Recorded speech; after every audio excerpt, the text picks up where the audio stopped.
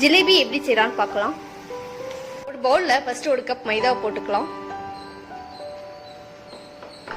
2 teaspoon cornflour, 1/2 cup தயிர், baking soda 1/4 teaspoon, colour பொடி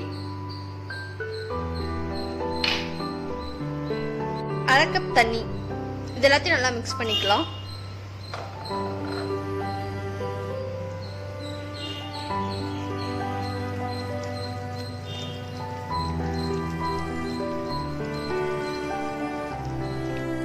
batter 3 to 4 hours ஊறணும். மாவு 4 மணி நேரம் நல்லா ஊறிடுச்சு. இப்போ சீனி பாக செஞ்சிடலாம். அடுப்பு ஆன் பண்ணி ஒரு பாத்திரத்துல 3/4 கப் சீனி போட்டுக்கலாம். 1/2 கப் தண்ணி,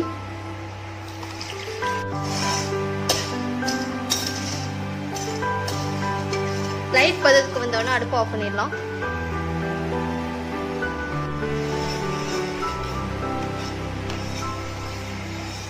பாகு வந்துருச்சு. இப்போ இதில் ஏலக்காய் போடுறோம். இப்போ இதில் 2 டீஸ்பூன் லெமன் ஜூஸ் ஊற்றுறோம். இப்போ அடுப்பு ஆஃப் பண்ணிடலாம்.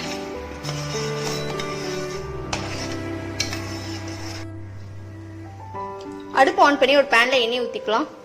எண்ணெய் லைட்டாக பாயில் ஆகணும். எண்ணெய் நல்லா காஞ்சிடுச்சு. இப்போ ஜிலேபி மாவை பால் கவரில் போட்டு ஜிலேபியை புழிஞ்சிடலாம்.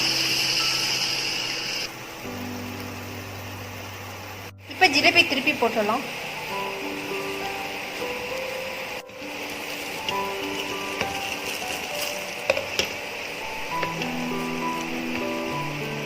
ஜிலேபி லைட்டாக ப்ரௌன் ஆயிடுச்சு. இப்போ எடுத்துடலாம்.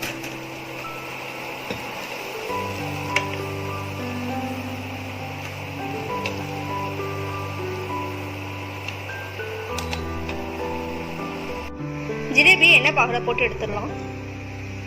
2 நிமிஷம் போட்டு எடுத்தா போதும். ஜிலேபி செஞ்சாச்சு. இந்த வீடியோ பிடிச்சிருந்தா லைக் பண்ணுங்க, ஷேர் பண்ணுங்க, சப்ஸ்கிரைப் பண்ணுங்க.